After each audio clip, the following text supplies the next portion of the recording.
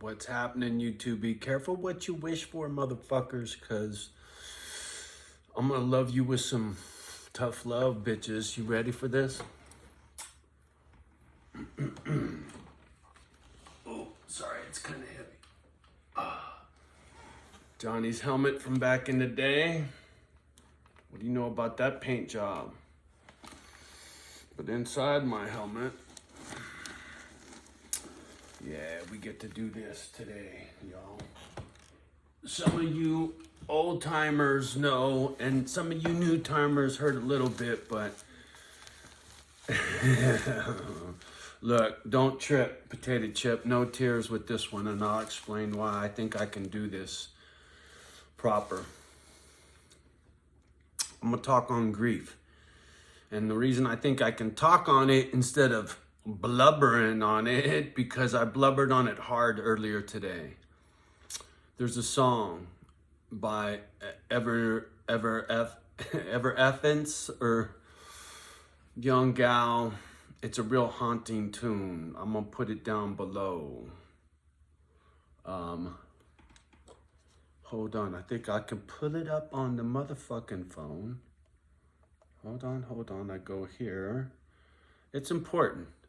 I go YouTube, I go over here, I go to history. Oh, there it is.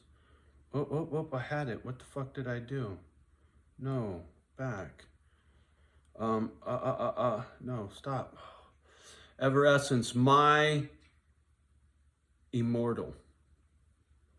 I'll link it below. My Immortal. Go figure. Fuck, man. You can't make it up, because the thing was, earlier today, quiet, man. Waiting for a phone call from the real estate agent to find out if my fucking house sold or not, right? I still, to this minute, whatever the fuck time it is, 6:11, I still don't know. I was told they were gonna say something 4 o'clock yesterday, right? I'm 24 motherfucking past hours past. Anyway, grief. All my new subscribers, all my 25 to 35, you partying fools. Look, man, I'm not your fucking daddy. It ain't on me to tell you what to do, but I'm gonna show you the end result. So, some of you have heard this story time and time again, so if you want to fast forward, or you want to hear it again, but at least this time you're not going to hear it with no motherfucking tears, because listen, earlier today, that song came on. Oh, I didn't finish my thought. Sorry, before I get into my bag of ashes, earlier today, that song came on, and it took me to Sunny in my head. And I had listened to this gal earlier speaking about grief and how you need to feel your shit. You don't need to fucking choke it down all the time. Sometimes you need to feel it, let it out, express it however the fuck you need to. Angry, sad, happy, whatever, but you need to get it out. And she was right, and I knew it, but it was a great reminder. So anyway, breathe, motherfucker. When that song came on, it was me and Sunny sitting in this chair all hugged up, and it was memories of, man, listen, I was a square most of my life, way uptight, fucking play by the rules, fucking, I didn't do shit, right? And then I hook up with Sunny, and I fell so in love with that girl. She was my, ooh, I almost slipped. She was my Bonnie, right? Bonnie and Clyde. She was the crazy bitch that got me to fucking get outside of my skin, got me to be crazy, wild and crazy, dark, whatever. I mean, I would have never experienced life and done the things I've done in life if it wasn't for her, and I'm very grateful for that now, right? It was a train wreck then. I mean, I got mad stories. I mean, come on. I was a bouncer in a strip joint. My wife was a stripper in a strip joint. There was clubbing in the city, raves had just got started, all that crazy back in the day. You're talking the 90s, late 80s and 90s, homie. We were ripping it up before crack cocaine came out, Holmes. First time I snorted cocaine was in the 70s. I can lie detector that motherfucker, Holmes. I was riding a bicycle, and I bet you there's still people alive that were there with me when I did it. Anyway. But getting back to the Crown Royal bag and Sunny and how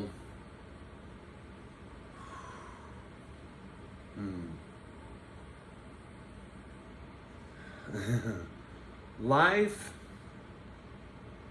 and death are very close. They exist in the same place at the same time.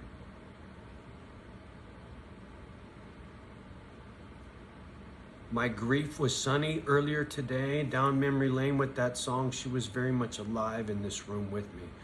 I never cried so hard in my life. I thought I was gonna have a nervous breakdown. It was the most intense thing I ever felt in my life, next to my mom dying. My brother, I knew he was dying. When I kissed him on the cheek, I knew it was already over, right? I was just waiting for a phone call. But with Mom, it was different. And with Sunny, nobody ever made me feel more alive than that girl. Nobody. I never lived life, man. When I was with that girl, I lived life, Holmes. I haven't lived life since.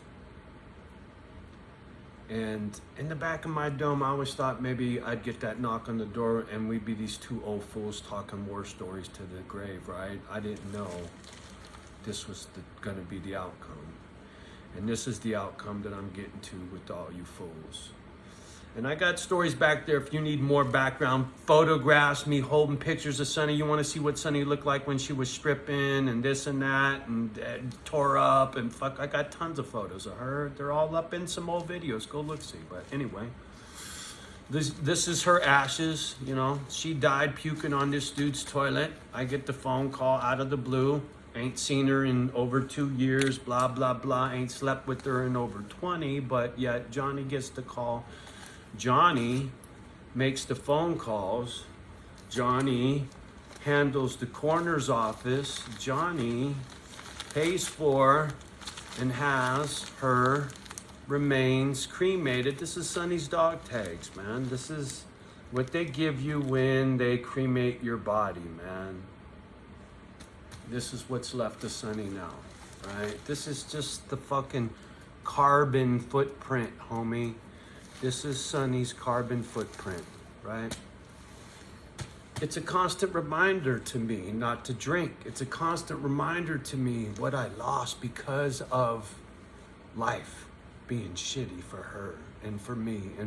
And what booze will do to you when life is shitty and you can't quit in time, right? I was licking my wounds with Jameson up until real recent, man. You know, I'm not even 2 years sober. I won't be 2 years until the 4th of motherfucking July. That's a long way from now, Holmes. So I barely fucking scratching the surface of sobriety as far as I'm concerned. And yeah, I still smoke dope, but pot, shit, sorry. Like I said, I got no guilt attached to that, homie. That just kind of calms this fucking hamster wheel down. I ain't found a way to meditate that down or a better avenue or a different avenue. And right now, that's the one that gets me calm, right? It's not a matter of high. I don't forget. I don't have fun when I smoke weed, but it calms me. I don't find fault in calm. I wish I could calm me, just me, but I also wish I could read. Like I said in that other video, sometimes we just have limitations. And if I'm making a cop-out, fucking fix me then, man. I don't want to have to smoke weed. I'm just telling you it helps, so I'm doing it. Fuck you if you don't like it. Like I said, no guilt attached. But the booze, homie, it will give you a dog tag. See, I got a phone call and Sunny was found on this man's toilet, stiff, rigor mortis had set in. She had been there for at least 3 hours, so she was stiff. Puke on the floor. She was sitting on the toilet, and the paramedic said the blood on the floor, and this is what the coroner told me, the blood on the floor was consistent with the type of blood you see from somebody who has been drinking for a long time. Because I was hot on, are you sure methamphetamine didn't kill her? Was there meth in her system? I found meth in her purse. This motherfucker killed her, right? Was he contributing to her death? I wanted this motherfucker to hang. This David Boring motherfucker. That's the dude whose house she was found in, right? I was all up on that too, homie, man. I got paper on all this shit, dog. So anyway, long story short, Crown Royal bag, Sonny's ashes. Johnny, don't drink no more. I will never drink alcohol again in the rest of my life, dude. Not one beer, not one sip. Slippery slopes. This girl gives me strength. My broken heart, my grief gives me strength to stay sober, right? Take that frown, turn it upside down, dude. I'm not letting the grief give me a nervous breakdown or break me like I felt this morning. I'm sitting here talking about it, and I'm back on YouTube because I had a phone call from a cool cat that just kind of, you know, gave me that little kick in the ass. It's like a Wes Watson thing, man. It's like, fuck, I needed to hear what I needed to hear when I needed to hear it, and it was like, okay, go, motherfucker. Thank you, brother, right? It means everything when somebody pays attention and is really fucking listening, man. Right? And they get it. And they care. And they show that they fucking care, man. Thank you. And all of you, all of our little misfit family, and even the silent majority, man. I know you're out there because I can feel it. Right? I used to bitch, oh, these motherfuckers sit there, you can't even push one fucking peace sign, one emoji for Johnny. No, but you can watch my shit, but you can't even do that. And I was being a cunt. I was being a fucking cunt. I'm grateful that you're sitting there quietly watching, absorbing, and paying attention to anything I got to say. If you find value in anything I got to say, I'm very grateful. Thank you. You don't have to do anything for me. I do what I do because God tells me to. I'm figuring it out, right?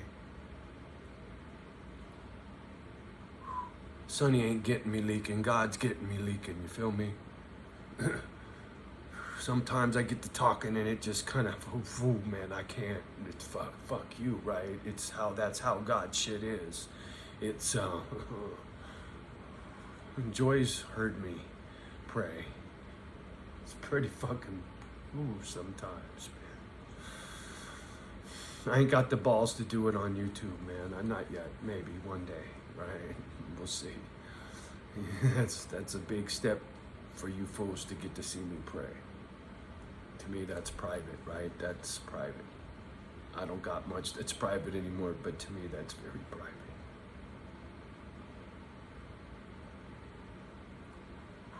Anyway. Damn. Almost made it, motherfucker. Go figure. You guys didn't do it. Sonny didn't do it. G.O.D. pulled that fucking terror homes. So on that note, much love and respect.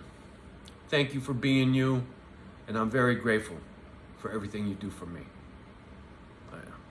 Thank you. Until next time.